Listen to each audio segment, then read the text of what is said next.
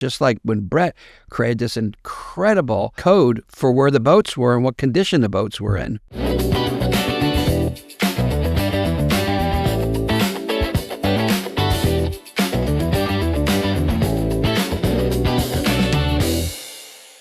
Hi, everybody.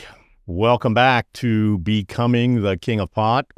My name's Todd Denkin, and here with me, my criminal cousin, Bruce Perlowin, known as the King of Pot. Bruce, welcome to the podcast this week. Thank you, Todd. Once again, it's a pleasure to be here. Yes, and today we have a special guest. Why don't you tell the folks who is joining us today? Well, real quickly, Brett Douglas, who wrote this book, and anyone who hasn't read it wants to go and buy this. It's on Amazon. And he was my best captain out in California. He may not think so, but without him, I would not have become the King of Pot. You don't become the King of Pot without the crew and the special experts in all different areas. Brett was captain, incredible captain. So with that, I'll turn it back over to you, Todd, to introduce Brett. Awesome. Brett, thanks a lot for joining us. We're excited to hear sort of the perspective of the guy in the ocean, right? So welcome aboard, and thanks for joining us today. Oh, you're welcome, Todd. So let's start in the early days. How did you guys meet? I mean, Bruce, you're this big smuggler, right? You're looking for crews. Let's talk about how that happened. Well, how I met Brett was we were doing an offload. And Brett was he wasn't the captain of that boat. He was the first mate of that boat. The captain ended up chickening out, and Brett says, I'm not chickening out. I'm a Marine. I'm going for it. And Slow Dave, who was the guy that introduced the smugglers that I was offloading for, went out with Brett, and they did a picture-perfect offload, and Brett, in my eyes, went way up high. And then an interesting thing in talking about it in his book, he said when he first met me, he thought I was somebody's younger brother looking for a job. But with that, I'll now segue over to him and let him describe how he first met me and what he thought. Yeah, Brett, what did you think when you first met Bruce?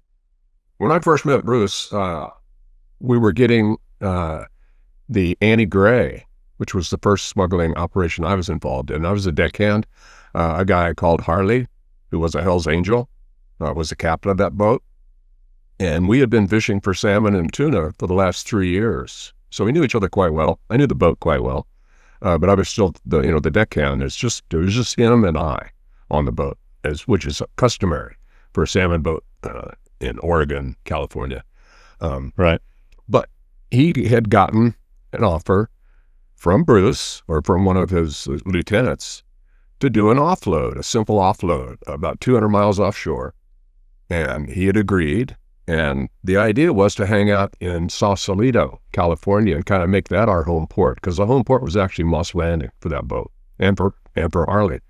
And then when it came time to do it, like Bruce mentioned earlier, Harley chickened out. He just said, I can't do it. I'm too afraid to go into prison, doo-dah. His partner, Slow Dave, stepped in because he knew how to run boats. I didn't yet. I didn't know how to drive a boat. I was the deckhand. They said, hey, would you like to hang out and do the trip? Because you know the boat. I knew how the machinery worked. I knew how the electronics worked. I knew how the boat worked. Yeah. So I said, yeah, sure, let's do it. So it was a simple offload. We went offshore 200 miles, picked up about 20 tons. It did go quite well. The weather was just perfect. It was like a mill pond out there. And we turned around, we brought it in, and we unloaded it. But the whole time prior to that, we had kind of been getting the boat ready, making sure that the electronics worked and the engines were in great shape and all of that.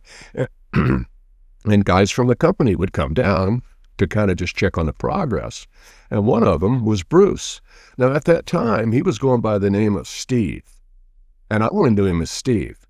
And he didn't know shit about boats. And so he was just kind of hanging around. He never really said much. And that's when I thought, well, he must be somebody's younger brother looking for a job. I had no idea he was the man until we completed the load. And then it was a few days later, I was living on a sailboat in Sausalito at the time, because the Annie Gray had gone back to Moss Landing and fishing season was over, waiting to get paid. And then, the word came and I got paid, and they picked me up in this little bitty car some little Toyota or something. And Steve, Bruce, was sitting in the front seat, and he turns around with all his money, $25,000 in cash, most of it in tens and 20s. So it was like, boom, here. And that's when he introduced himself as the head of the smuggling operation. And that's when he said, hey, do you want to stay in it and do some more? And so that was the first time I actually really met him and talked to him and knew who he was. Yeah, so you mentioned that you said some guys from the company. Bruce, you called your organization the company, didn't you? Yeah, it was run like a company with all these different divisions. You have the money laundering division, the boat division, the offload crew, the sales crew, the houseboat building crew. At my house up in Ukiah, they weren't part of the smuggling, but they were the house. I had 44 time workers for 4 years, doing all different things up there. So there was a lot of different divisions, just like in any company. So I called it the company to make a sense of we're all working together for this company, not for some kingpin, but for a company. And quite frankly, we're all a kingpin. We're all the most important part of the organization. I wanted to instill that with everybody, so everybody would work together as a good, unified team. Right. And I guess it's easy to say the company on the walkie-talkies and on telephones and stuff like that to kind of hide your identity of what you were really doing. Yeah, everything had a code name, like the dock. You don't say the dock, you say the coffee shop. Or the tugboat. We had 100 and some foot tugboat. We called that, I forget the name of that, Speedy. Yeah, Speedy, because it's the opposite of a slow tugboat. So, and then you had Crusher, which was the name of a truck, and you had Green was the name of the green truck, Blue was the name of the blue truck. So if I said, bring Crusher down to the coffee shop to meet Speedy, I just said, bring the truck down to the dock to offload the boat. But that's not what you heard. You heard all the code words, just like when Brett created this incredible code for where the boats were and what condition the boats were in. Got it. All right, so Brett, so you get $25,000 from this guy who looks like he's 12 years old, right? And you're thinking to yourself, what is going on here? Just explain what's going on in your head at that point. Well, at that time, yeah, like you're right, I looked at Bruce. We'll just call him Bruce from now on, okay? Yeah. It looked like he wasn't even shaven yet, And so now he's just going, yeah, you want to do this? We're going to take a boat all the way to Columbia and back. And this is where this stuff is coming from. We would like to eliminate this offload and eliminate the middlemen. And I was just kind of a little shocked is the right word, but I was surprised for sure. Yeah. And that's when I first got to realize just how big the company was, because before I just thought it was like a single shot deal. And, but now I realized, they had tried another load before. They wanted to keep doing load after load after load. And that's when I became to the realization that Bruce was somebody who was running a great big operation. And that was back before internet and Google and stuff like that. So yeah, you couldn't really find information. And he's right. We would talk on the phone. I remember I always walked around with a big roll of quarters in my pocket because we were using payphones. And that's how I kind of just got into it. And that's how I kind of realized, well, this is kind of a big deal.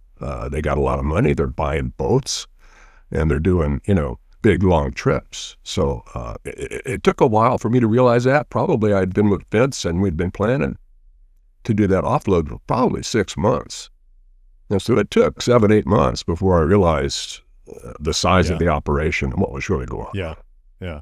So you're an ex-Marine. How does a Marine, transfer into a smuggler? Well, okay, number one, I'm not an ex-Marine. I was just going to say that. As I was saying that, I was saying, I know he's going to say he's a Marine, and I'm sorry. Well, I actually went to West Point for 2 years when I got out of high school, and then I went on 4 years of active duty in the Marine Corps. And I'm from the Midwest. So after 6 years of being on active duty, I went back home to thinking I'm going to go to college or, live a normal Midwestern life. And but I got back and I didn't fit in anymore. My friends, most of them had gotten married, had kids. I didn't fit in college. I got in late. I couldn't get any worthwhile classes. The only thing I could study was health or PE or something. Nothing that would really make for a career. Nothing like I really wanted to study. And after a while, I said, I wasn't making any friends. So I just said, I'm going to go back to the West Coast because, you know, I had spent my whole 4 years in the Marine Corps on the West Coast or in the Pacific Ocean, and I kind of liked it. So I went back, got a job actually as a tree planter in Coos Bay, but the boats were always, intrigued me, the fishing boats down there in Coos Bay. And I was smoking pot, and my pot supplier was a commercial fisherman down in Coos Bay. So I began to buddy up with him and do this and that. And I go, wow, I'd really like to get a job in the summer on a salmon boat. He goes, well, I'll see if I can find you a job. So I got a job on a salmon boat. And that's how I met Harley. And then I began to work for Harley for 3 years. So that's kind of how I came from being a Marine to being on fishing boats. It was just a natural progression of looking for something exciting to do. Got it. All right. So Bruce asks you if you want to stick around, and you're a little surprised. You're a little excited about the whole ordeal. You see how big the organization is. What happens next when Bruce says, okay, we got another trip? Well, he had the boat already. He told me a bit about the Karen Lynn, which was the first boat I captained. And he told me about the operation, about how he wanted the Karen Lynn to go to do the round trip all the way to Colombia.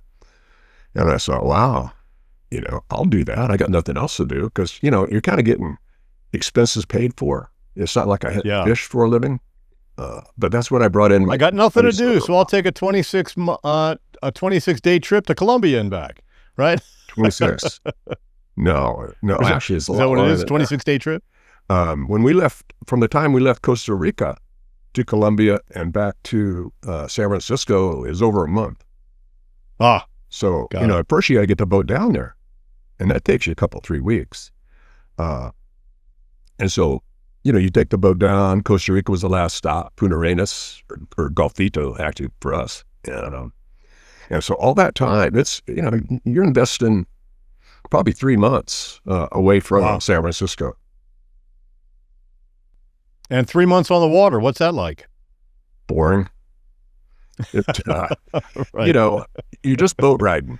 Okay. Yeah. For example, so after we loaded up in Colombia, we're headed for San Francisco. And it's going to take us at least 30 days. And, you set the boat on the course, the autopilot drives the boat, and that's it. We're not catching fish. We're not doing anything. We're just boat riding. And so, we're reading books, listening to Jimmy Buffett on the stereo, playing chess, just trying to keep yourself occupied because really there's not a whole lot to do. Well, life of a smuggler sounds awfully boring. Most of it was, yeah. Right. Believe me, there were exciting times in the beginning and the end. Sure. And a couple of days in between, but mostly it's, taking a long boat trip, it's pretty boring because it's 24 hours a day, day after day after day. So and how many guys you got on the crew with you? I'm sorry? How many crew members do you have? We had a total of 3. We had myself, we had Surfer Bob, and we had Buck, a guy named Buck. I never knew his last name, never knew much about him, where he was from. He didn't talk much. I didn't ask much. And so you rotate. You'd be 4 hours running the boat and 8 hours not running the boat. And it was, like I said, it was 24 hours a day. I have a question. Brett, when you're on the boat, this boring boat trip on the way, well, first of all, it wasn't boring on the way down because you ran out of fuel and you had to pull in and go through to that banana port in El Salvador. And then on the way back up, it was exciting, adventurous, and, you could have died on the way up, and you'll talk about that in a second. But do you ever worry in those boring, long days that the Coast Guard's going to find you or you're going to get busted or go to jail? Is that ever a concern? No, not really. The ocean is so big. It is just huge. And to go out there and try to find a boat, well, number one, they weren't looking. The Coast Guard just didn't spend all this time wandering around the ocean looking for boats full of pot. Yeah. They don't have the resources. So, no, we didn't expect to see another boat. And, in fact, we did not see another boat for 28 days or something, not until we got up off the coast of San Francisco. Wow, so literally in the middle of nowhere. In the middle of nowhere, yeah. And plus, we're going, a country's zone or a country's limits is 200 miles offshore. So we would go way outside of the 200 miles, take a big turnaround, a big circular course to get to San Francisco, because we didn't want to be inside the 200-mile line of any country. So that's it's the middle of nowhere. Yeah, that makes sense. So tell us about running out of gas on the way to Costa Rica. Oh, okay. So we left the Carolina, and we left San Pedro, actually, which is Los Angeles.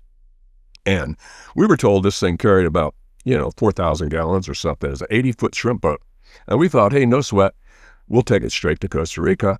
So diesel engine boats that run fishing boats, you don't do it by the mile, you do it by the hour. You burn so many gallons an hour. Okay, so my fishing boat that I owned was 50 feet long. It burned 3 gallons an hour.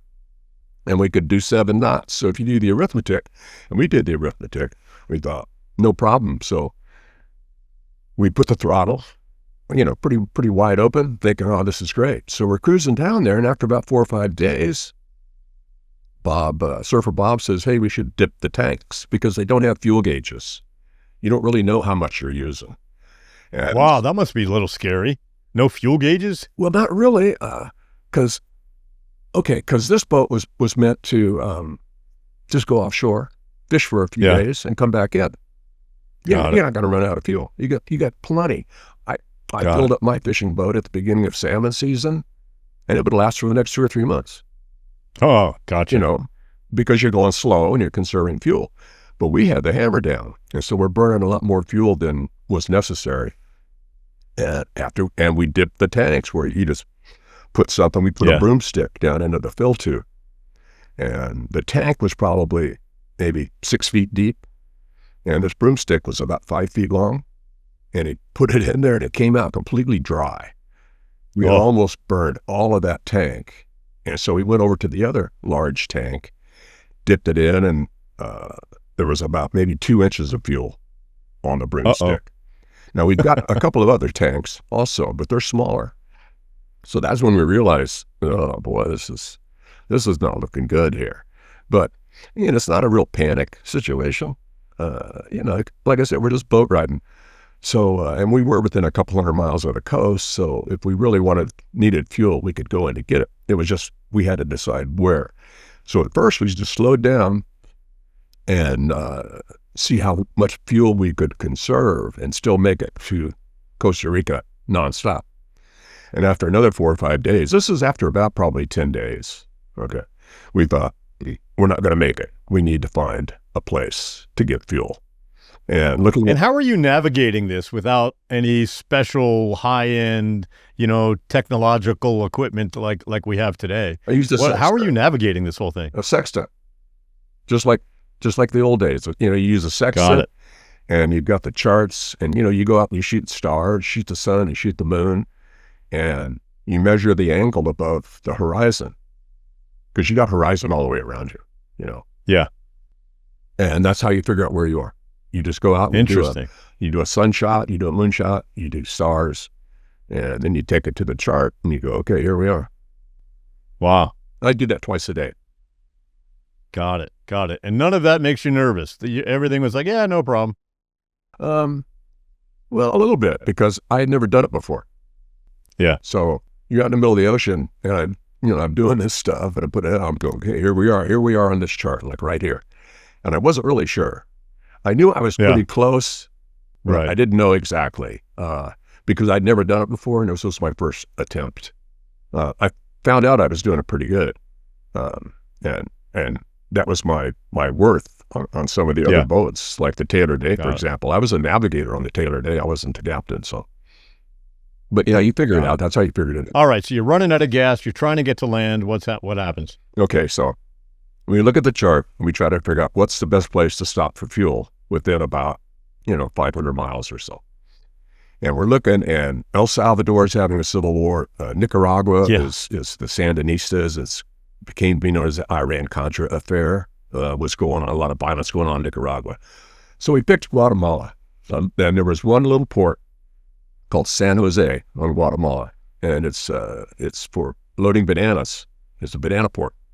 So we thought, hey, we'll go out in there and get fuel. So we did. I turned the boat left to port, and set the course for San Jose. Now, at the time, like I said, I wasn't really sure where it was.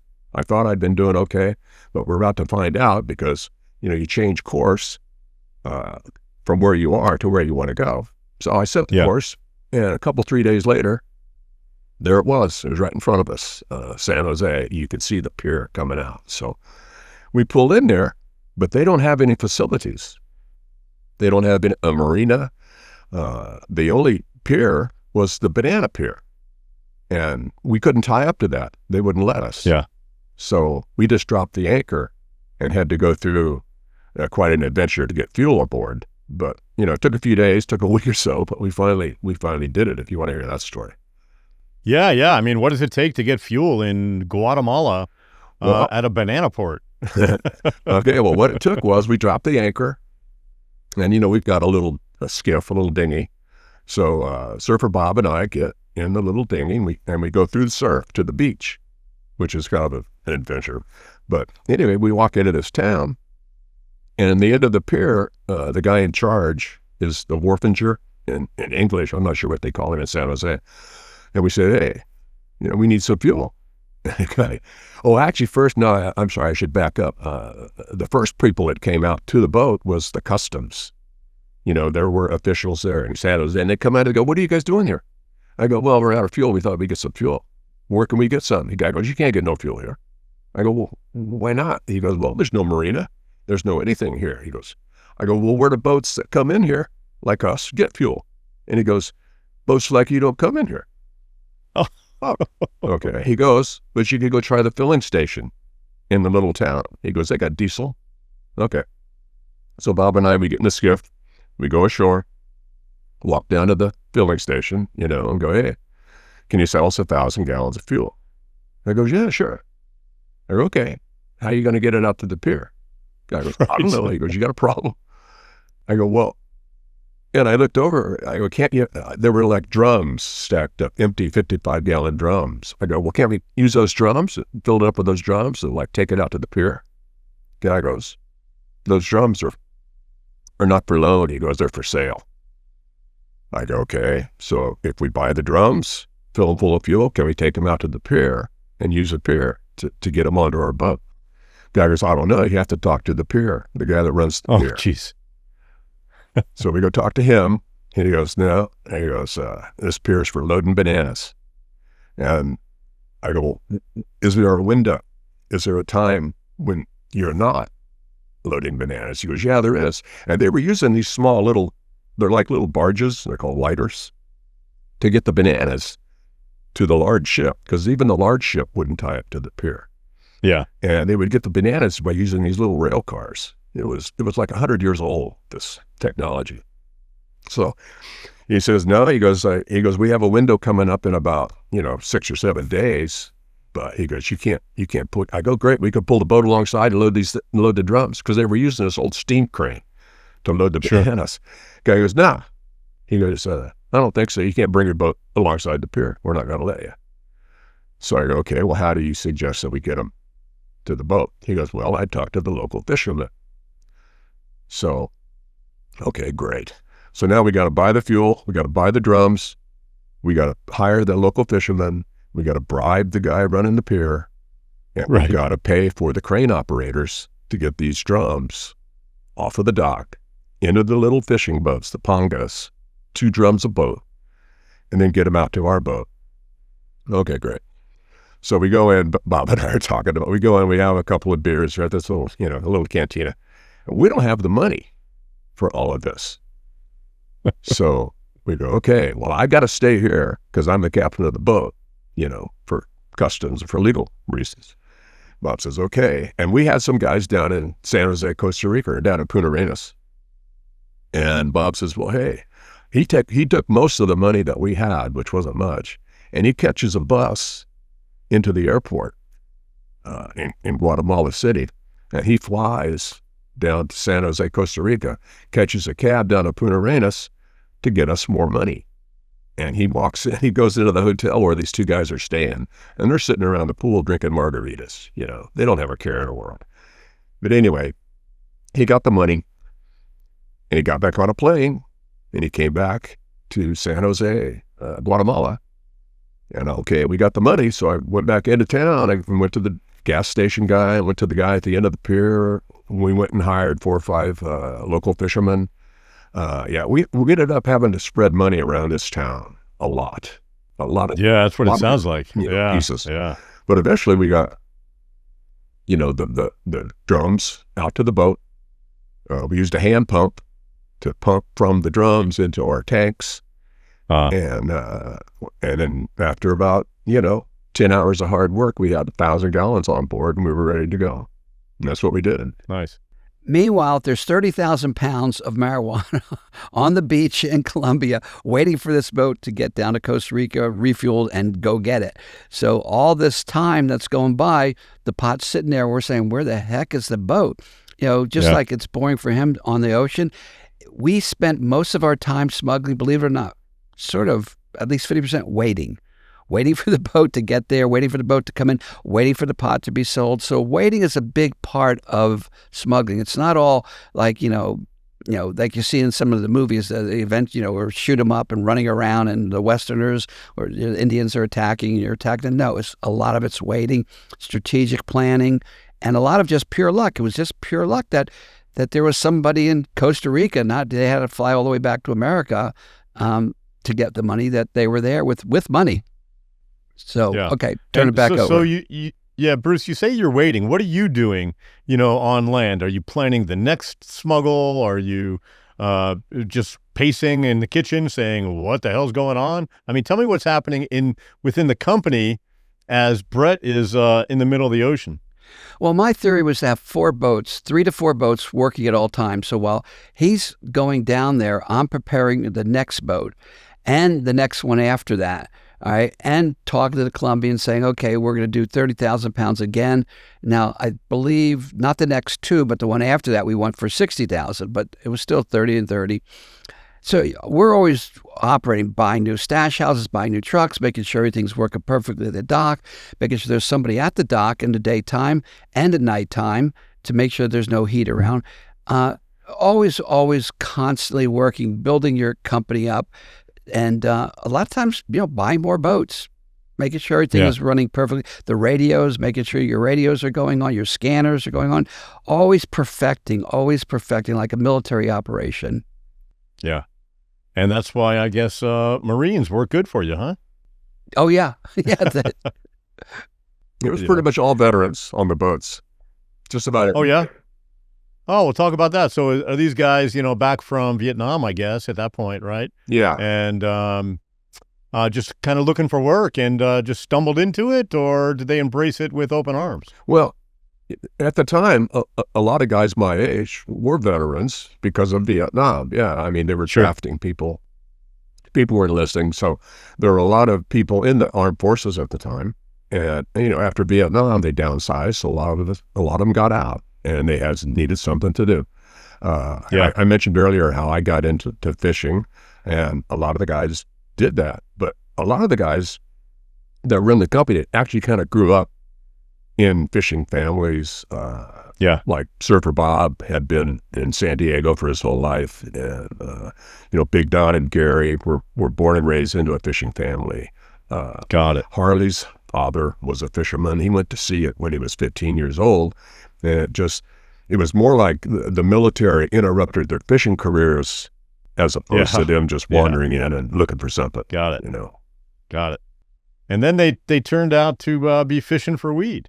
Yeah, fishing for weed. It's a lot more profitable. All right, so you left Costa Rica, or you left Guatemala, right? You got a full tank of gas. You're headed down to Colombia, where Bruce says there's 30,000 pounds of weed waiting for you. How does that? Any trials or tribulations that happened between Guatemala and Colombia? Well, yeah. Guatemala was just one of the stops. We actually had to go to Punta Arenas, Costa Rica, to finish filling up because we only got 1,000 gallons in Guatemala, and we probably used half of that getting to Costa Rica. So we get to Costa Rica, and we start. We needed a lot of fuel. We knew we were going to need a lot more fuel than that boat carried. So we bought a couple of these big fuel bladders, which looks like kind of like hot water bottles. but they held about 300 gallons each. We put 2 of those on deck. We emptied the fresh water tank, which was 500 gallons, and we put fuel in that. And then we had to get little barrels, plastic barrels, so we carried fresh water. We carried about maybe 150 gallons of fresh water on deck. So this took a while to make all this happen, you know. Yeah. We had to create it.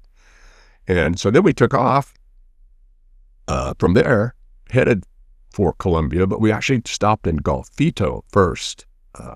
Between Punta Arenas and Colombia, we had to stop in Golfito because we were told that the load wasn't ready. And wait a little while, there were some difficulties on the Colombian coast. So we pulled into Golfito. And how are you communicating at that point with Bruce, or who are you communicating with to know that, you know, the load isn't ready? It was mostly payphones. Again, we would go in. There was a payphone in this little town in Golfito and in Punta Arenas because we didn't want to use radios. We didn't want to talk about this stuff on radios. Yeah. So we would take the skiff and row into Golfito, and they had a, you know, back in those little countries in Central America, they would just have a little building where that was the phone company, and you could go in, and they had like phones up against the wall, and you would rent time on the phone. And, interesting. If you were calling America, it was so much a minute. If you were calling Costa Rica, it was different rate. Yeah. But that's how we did it. We had some phone number out. To be honest, right now, I don't remember who we were calling, but we'd call them every day, and it was fine. It was okie dokie, go for it. And we knew where to go. We were just waiting for the go sign. And so, eventually we left from Golfito to Colombia, which is about 500 miles. And it took us, you know, 3 days or so, 3-4 days. And then we got to Colombia. What that was. So then what happens? You get to Colombia, and it's like Mecca, right? There's your 30,000 pounds, and now what? Well, now, like I say, now's the part, okay, we're loaded up. It took 2 days to load up the first trip. So now we're loaded up. Okay, the next stop is San Francisco. Wait, so 2 days to load up 30,000 pounds of weed, and is this, how does that work? Are villagers helping you? Are you running boats to your boat? No. How's that work? Yeah, well, we pulled in, and we pulled into this, it's a little village called Aguacate, and maybe a population of 200 or 300 people, and they're fishermen. And no, we would anchor the boat, and then they would bring the load out in their little fishing boats. And these little boats, each one could hold maybe, 4 or 5 bales, you know, not too many. So it was kind of like a conveyor belt type of thing where they'd pull up alongside. But the first night, the reason it took 2 nights was the first night, these boats are pretty low, and this is a pretty big boat. And we were having trouble lifting these, because these bales weighed, 120 pounds each or something, great big. And they were having trouble getting them from that low, that high, up to the fishing boat. To your big shrimp boat, right? Right. Yeah. So we didn't load, we couldn't get the whole load the first night. It became daylight. And, El Jefe, he says, hey, we don't want you hanging around in here during the daytime in case somebody flies over and looks. Yeah, okay, great. Go away and come back tomorrow night. So we did. We didn't go far, though. We were too tired. So we just went offshore, drifted throughout the day, tried to get some sleep. And then the next night we went back in and finished up. And the next night they had built like little stairways so that they could actually, wooden stairways on these pongas. Yeah. So that they could get it closer, and then they could lift it on pretty easily. So the second night went much better. And then, okay, it's loaded, El Jefe says, see ya, that's it. Because we didn't give them any money. We gave them beer, which I learned later we needed more beer because these guys. Yeah, right. I think you always need more beer. Wherever you are, there always need more beer. Yeah. So, Bruce, no money is exchanging hands there, right? So you've already made the deal. And so tell us about that part. Yeah. I would pay $10 a pound to the Colombians, just to get the load.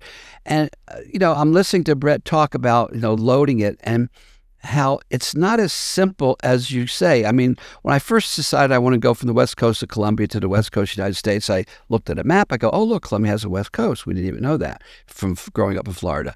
And you can draw a line with your finger. It was not so easy. There was no roads to the west coast, so we literally, up to the point where it landed at that village, flew it over 3 mountain ranges. One of them is the largest mountain range in North America, or North America.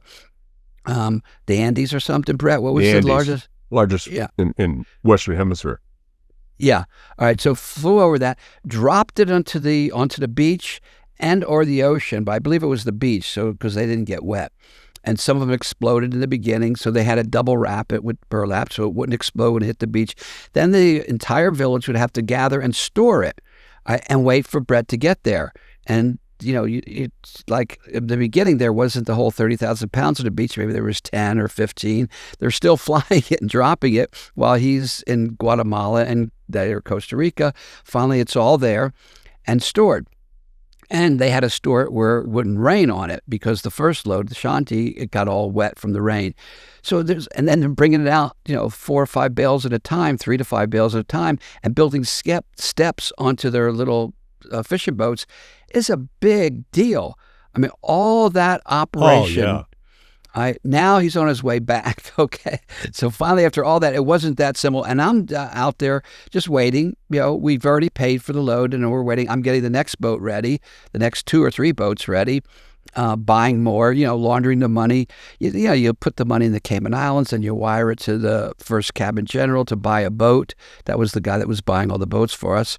And so it looked good. It didn't look like I was walking in with a bag full of cash to buy a boat and then trying to put that in the bank.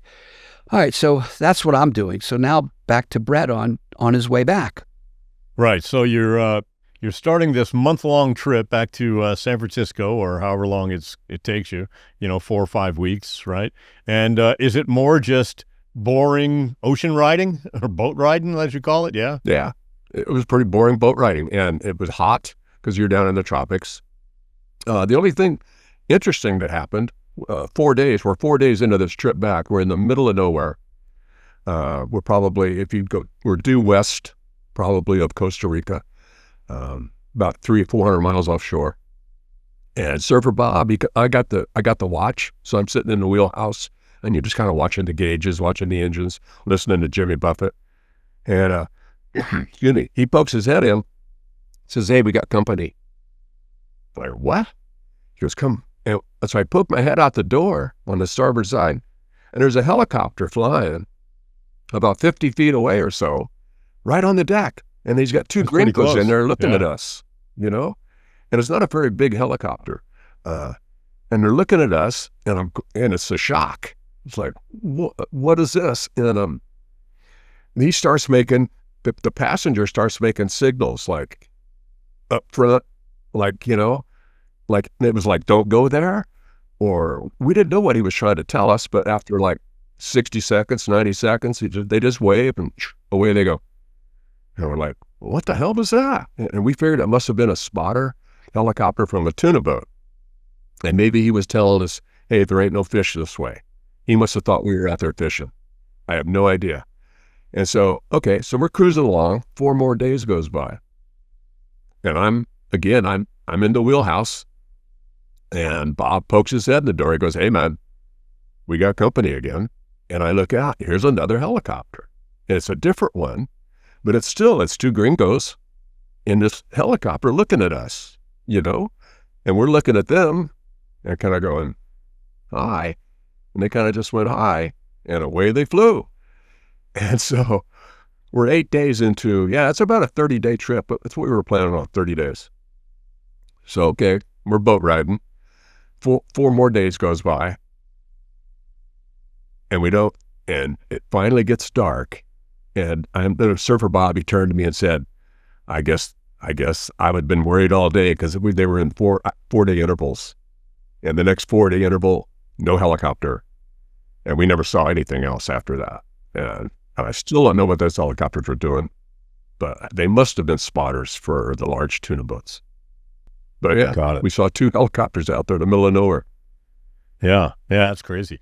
So you're inching your way back towards San Francisco, and you get close, right? You hit California, and are you on high alert? What's happening as you get closer and closer to the port in Moss Landing? Okay, well, actually, we're going to San Francisco. Okay. But we get under the marine layer. You know, I don't know if you're on the West Coast, but the marine layer is fog, low clouds. Yeah. You know, it's like a ceiling above you. And we enter the marine layer probably about 6 or 7 days before our estimated time we're going to make it to San Francisco. So we're feeling pretty comfortable. Nobody can fly over and see us. You know, we're just hidden in the middle of the ocean. And like I mentioned earlier, the Coast Guard just didn't have the resources to go out and just look all around. We're still 300-400 miles offshore. And so, no, we weren't really worried. We were starving. The refrigeration, we didn't have refrigeration. The food had all spoiled. We were eating pasta with tomato sauce. That's all we had, and coffee. That's it. We had a lot of coffee. Right. Colombians are drinking all the beer. But anyway, so yeah, we're just outside the Golden Gate Bridge about, we figured it was 4 hours, so we're probably like 25, 30 miles from the Golden Gate. And we shut down the engine because we want to replace the fuel filters, because the only thing that'll shut down a diesel engine is if the filters become clogged with contaminants. So we want to change the filters, change the air filter. So we shut down the engine, change the filters, and it doesn't start. It won't start. Oh. And what the problem we found out was the filters we had been using were the wrong filters. They didn't fit the boat's engine. They didn't fit the filtering system for this particular boat. I don't know why, because we didn't know anything about the boat. They were the filters that were in the engine room when we showed up in San Pedro to take it away. And it had never been a problem. We've been on this boat for probably 3 months, starting and stopping the engine, never a problem. And now we're 30 miles from the Golden Gate, and now we can't start the engine. It won't start. It never did start. And that's when I had to get on the radio, finally. Because we hadn't even talked to anybody for 30 days, you know, longer than that. So I didn't know. So I call in to the communication station, and I gave them the code that we need help. We're in trouble. Let's talk. And nobody talked back for hold hours on, and Brett, hours and hours. How did you design that code? Talk a little bit about that, because that I thought was quite ingenious. I mean, it speaks to your military background, but you know, you don't just get on the radio and say, "Hey, we're out of fuel, and you better get out here." What was the code, if you remember? Just briefly describe how you designed it. Yeah. I created a code because every fishing boat that is documented, it's what they call documented commercial fishing boats, they have a code name, not a code name, but an identity on the radio. And it's 3 letters and 4 numbers. And I just made up Whiskey Yankee November, which is wine, you know, and then the 4 numbers. And what we did was, I can't remember now, but I think the first number was communications. The second number was fuel. The third number was equipment. And the fourth number was like medical emergencies or something like that, you know. So you could go on the radio, and we mixed them up. We didn't say, you know, because like we didn't want it all to be ones if everything was good, because that would sound too weird. So before we left, me and Bob-san and Geppetto were up in the communication station. We worked out a thing where it'd be something like, okay, this is, I'm Southwind, the name of my boat. So I'd say, hey, this is Southwind, Whiskey Yankee November, 4275 or something like that. Can you pick me up? And as if I'm calling another boat. Because we did that, fishing boats do that all the time, you know, 100 times a day. So, but I had just told them through those numbers that the fuel was okay, the communication was okay, we're all okay, you know, and that's the way it went for like 29 days. And then I get there, we can't start the engine, and now I'm in trouble. We're in trouble, you know, we need help. So I became, instead of the Southwind, I became I think the Becky K or the Becky Lee, something like that. because that, we used to hang out in a place called Flynn's Landing in Sausalito a lot. It was a restaurant bar right on the harbor. And those are the waitresses in the Flynn's Landing. And we used them as code names. And when I was calling for the Laura Lee, she was the prettiest waitress in Flynn's. So everything was good. Everything's all pretty. Everything's nice. Yeah, when I became the Becky K, or when I began calling for the Becky K, or one of the other, she was the least attractive waitress in Flynn's. So that was just a code saying, hey, give me a call. We need some help here. And they never came back. We thought we didn't know what was going on because, yeah, you can't run the boat. So you're just drifting out in the middle of nowhere, or you're 30 miles from San Francisco and you just start drifting out? Is that what happens? Yeah. You're subject to the wind and the current, and which was just taking us farther and farther offshore. And and what are you thinking at that point with nobody getting back to you? I'm coming in. I said, what are you thinking at this point? What's going on in your head where you're making all these distress calls and you hear nothing? Well, after a few hours, actually when it got dark, which was maybe 6 or 7 hours after we had started calling for help, and we still hadn't heard anything, we began calling fishermen friends of ours who we knew had a boat big enough and tough enough to come out and get us and tow us in. Yeah, smart. Because, we're sitting on $30 or $40 million worth of pot. I mean, we have currency, Yeah. And so we're trying to call, we're using the marine operator. That used to be a thing back then. The marine operator, you'd call a marine operator, you'd tell them the phone number you wanted to call, and she would do it. And, ring, ring, ring, ring, ring, ring. And we probably went through 7 or 8 different guys, couldn't get a hold of anybody because it was fishing season, which is not surprising. And then we finally called Slow Dave, who was, Bruce had mentioned, he was the guy that took over for the first trip with me, the Andy Gray. When the Hell's Angel chickened out, which is surprising. But so anyway, we get hold of Slow Dave, and we tell him, and he knew right away what was going on. And even though he wasn't with the company anymore, he said, "Hey, I'll see what I can do. I'll make some phone calls for you." Okay, I'm not sure what he did, because it wasn't long thereafter that the radio came alive finally with Bob Son. And he's calling out, hey, Becky K or Becky Lee, what's going on? And that's when I could finally tell him. Because, fishermen always talk in code, kind of, because you fish in groups. Normally you have like 2 or 3 guys working together. And if one boat really gets onto a nice fishing spot, he'll call his friends over. But he can't just say, hey, I'm in them. I'm catching lots of fish over here, so every other boat comes over. Because everybody's got radio direction finders. Yeah, he would have been swamped. So they got to talk kind of, you talk in code kind of. So that's not unusual. So now we weren't using the number code anymore. I was just telling him, hey, man, we're out here. The fishing kind of went to hell today, do-da. And he finally got the message that we're adrift. I said, we're having engine troubles, though. I go, I'm not sure that, Yeah, because you could talk about that. That's, the Coast Guard's not going to think anything weird.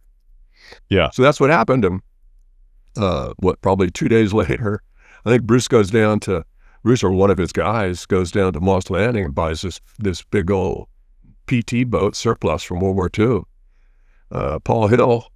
And he comes out within a couple of days and finds us. And we rig a tow line and we get towed in with all this pot. And that's, you talk about the Coast Guard, that's when it could get a little sketchy. You're being towed, you're looking kind of weird, because back then, if you needed to be towed and needed trouble, you called the Coast Guard. Yeah. But this boat looked like a Coast Guard boat because it was an ex-military boat. And we're being towed. I remember we rigged the tow line overnight. The next day, we're getting pretty close to the coast, and it's salmon season. So there's probably 100 salmon boats, trolling back and forth, working back and forth off the coast. And we're going right outside of them, maybe 2 or 3 miles outside of them. And I got the radio on, and I could hear them talking to each other. And somebody goes, look out there. The Coast Guard's towing somebody in. And it wasn't a Coast Guard boat because it didn't have the orange stripe, but it looked like a Coast Guard boat. Hey, Bruce, is that why you bought that boat? Because it looked like a Coast Guard boat? No, I bought that boat, and this is an interesting story, and it goes to the sort of the heart of how we operated. It was the only boat available. You can't buy a boat in the middle of the night for $250,000 cash, okay, and decide which boat. No, I don't want the PT boat. I'll take the Taylor Day or the other one. You get whatever's available. So that boat was in Moss Landing. At the same time, the Shanty from the load before was in San Francisco. I didn't want to take a chance. I got Brett out there with 3 crew that are going to drift off to Never Never Land. They can't call the Coast Guard and die of hunger and thirst, let alone the $30-40 billion of marijuana. Yeah. So I sent the Shanty out from San Francisco Bay, and I bought the Falcon, the PT boat. It just happened to be what boat was available in the middle of the night that we could buy. So whoever got there first would be the one that would get the extra pay to tow them in or refuel them or do whatever the emergency was. We didn't exactly know, other than there was an emergency, and when they got there, they have to deal with that emergency. So, Bruce, you are sending 2 boats to go rescue Brett and the rest of the crew because they're out in the middle of nowhere, drifting off to nowhere land, right? And, the guy who gets there, it's like you said, a very dangerous thing to tie a boat to another boat. And we really want to hear how that worked out, but we're out of time. So, Brett, if you can join us next week, also, we really want to hear the rest of the story and how it all ended up back in the San Francisco Bay. So, Brett, can you join us next week? Yeah, sure can. Sure. Awesome. Awesome. And so, Bruce, we're going to end today. We're going to come back next week. We're going to continue with Brett and figure out, how that boat ended up in the docks and then how you guys unloaded, okay? Great. Looking forward to it. Awesome. Well, thanks, everybody, for joining us here on Becoming the King of Pot. Brett Douglas, thanks for joining us. Captain Brett, I guess I should call him. And there's his book, The Golden Gate Smuggling Company. You can buy it on Amazon or wherever you buy your fine reading materials. Bruce, thanks for joining us as always. And I'm Todd Denkin. He's Bruce Perlowin. And this is Becoming the King of Pot.